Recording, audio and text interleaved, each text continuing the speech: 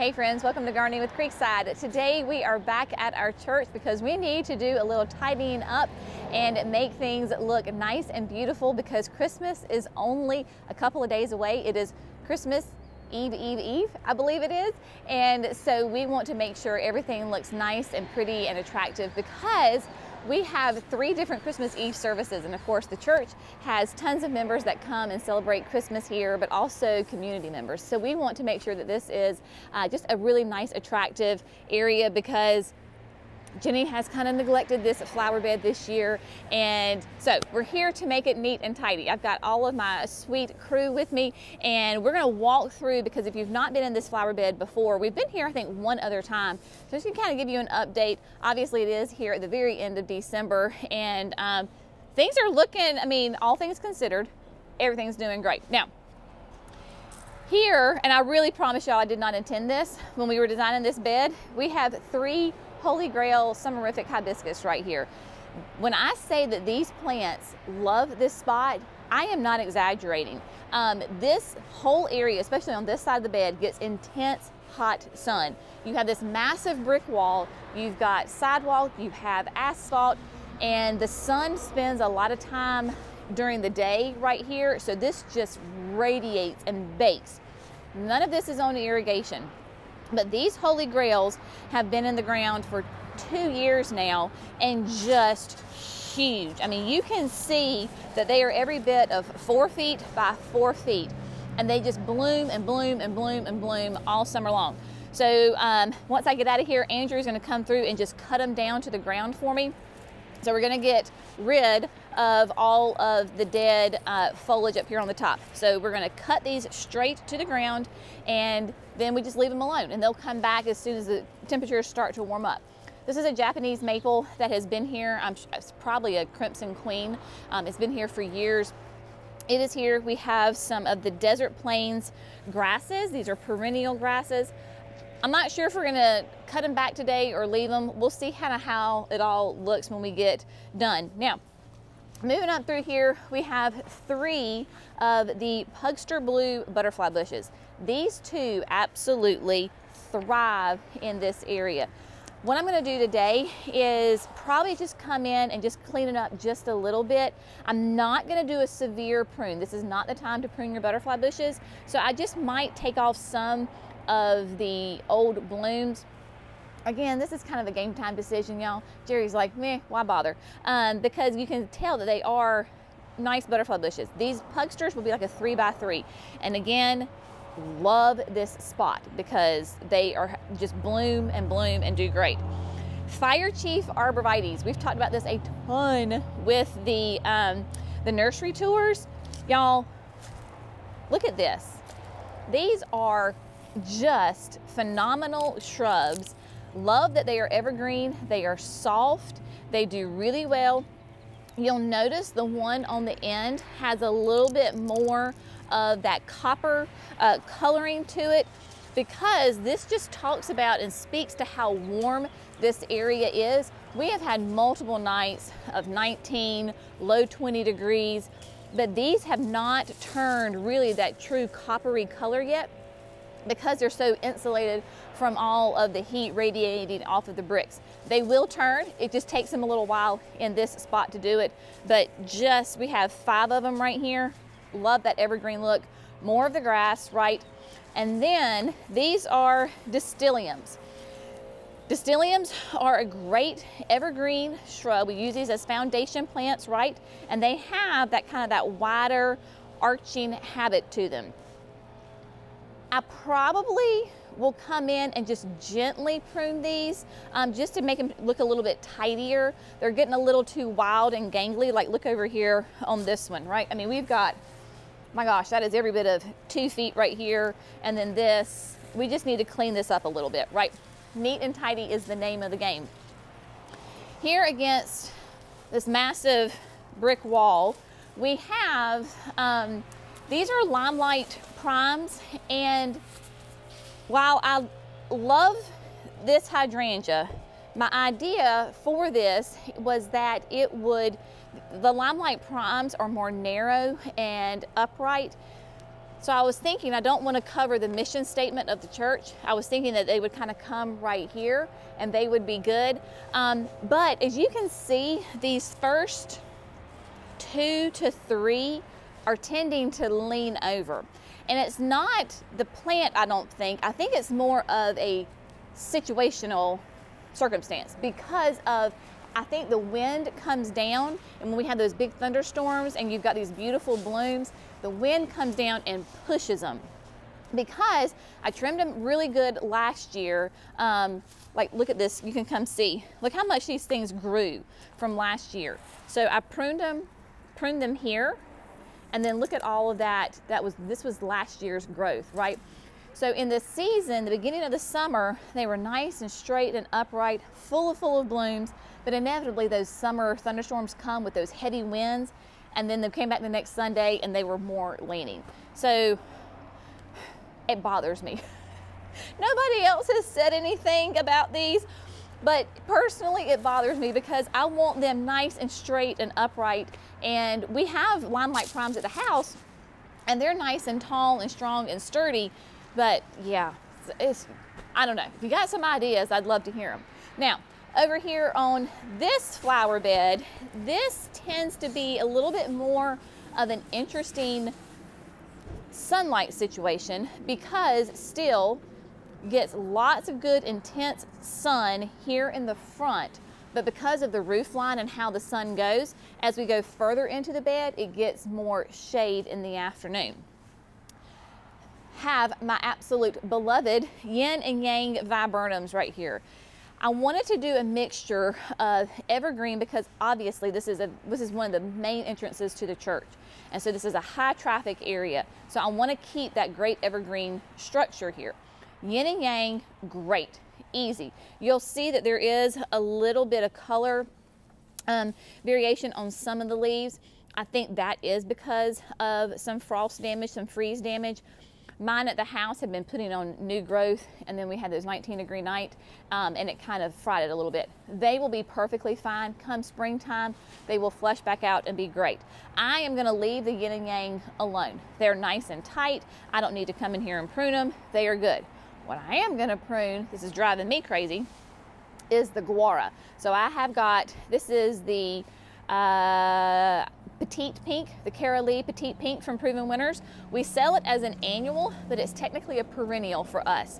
And they are dotted through the front of the flower bed between the yin and the yangs and then the hydrangeas. We're cutting them to the ground. So all of that foliage that you can see up here, like this is, it just looks ratty. So all of this right here, this is the guara. It will be cut completely down to the ground, right? Now, speaking of hydrangeas, we have in here, this is Little Lime Punch. No, Tidbit. Firelight Tidbit. Sorry, I was like, this is not Punch, this is Tidbit. Tidbit's gonna be smaller than Little Lime Punch. Firelight Tidbit, you can see, my gosh, y'all, look at all of those blooms on this one plant. They are rock stars in this flower bed, nice and strong and sturdy. See how they're nice and upright? They're not floppy at all. So we're just gonna come in here and do a nice little light pruning, do a cut back by maybe 1/3 to 1/4, and just tidy up the plant.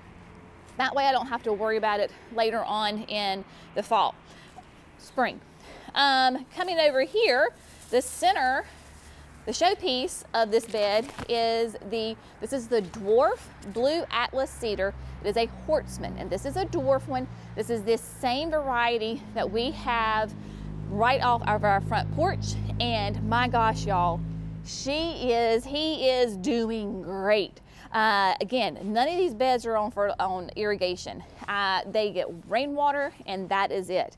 Nice and strong and sturdy, beautiful blue color, of course, and it looks really nice against the Florida sunshines.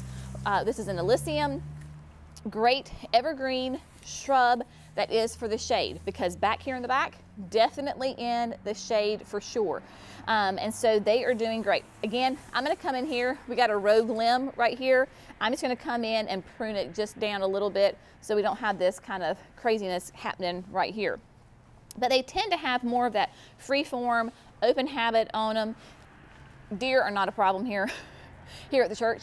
But if you do have deer problem in your shade garden, this would be a great option for you, because Alyssum is actually a type of anise, licorice, and so when you crush these leaves, you get a licorice smell to them, and so the deer tend not to like that. So what we're going to do is we're going to come start down on the end. I'm going to do some pruning. Like I said, I've got a great crew here that's going to help me get cleaned up, and we're going to lay fresh mulch down on this entire bed by pruning, cleaning up, getting rid of debris, any kind of trash that has blown in here, and then putting down fresh mulch. It is going to make this just pop for Christmas. So that's what we're going to do.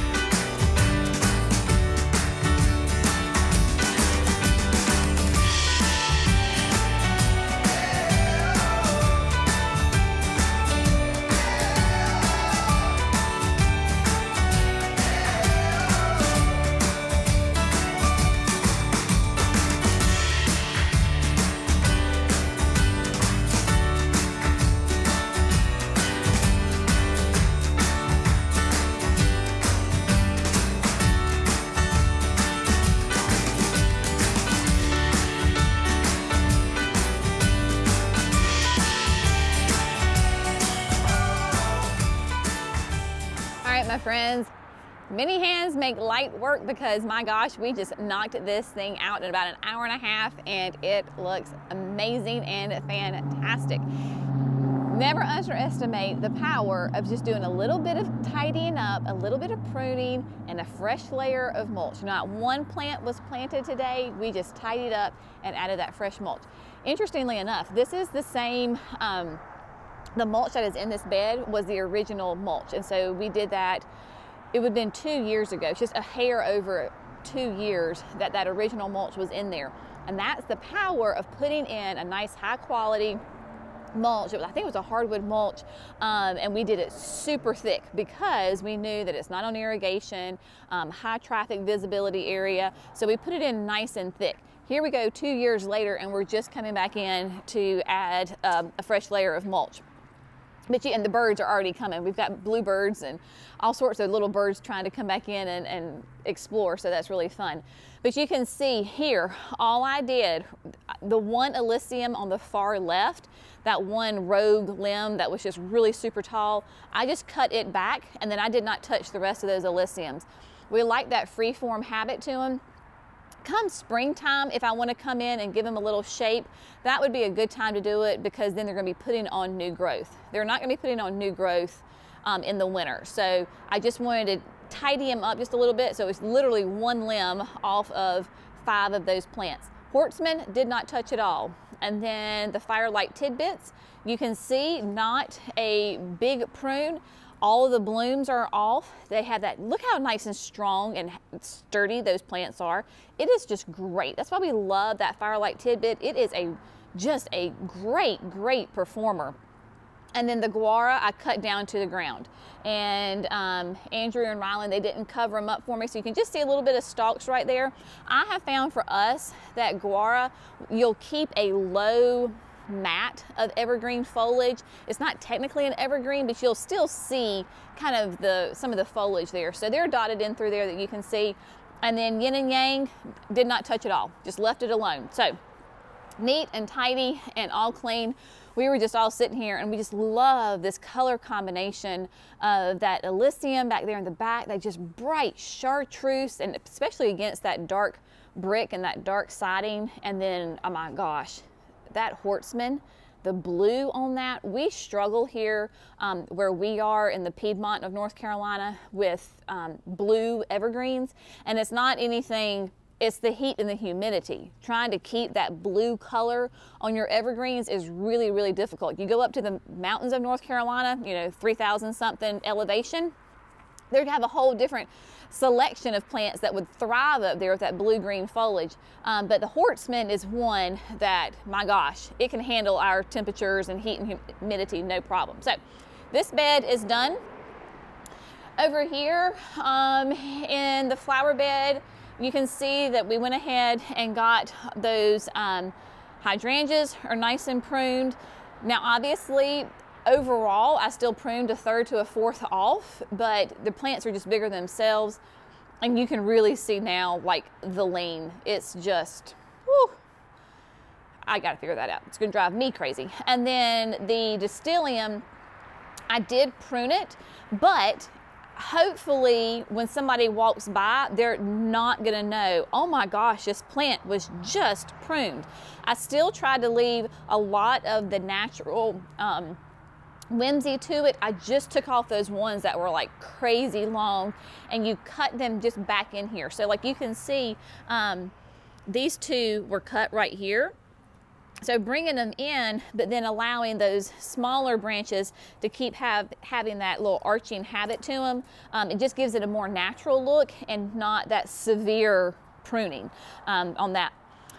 Grasses we left, we'll take care of those in the spring. You just come in and just gather them up like a ponytail and whack them off.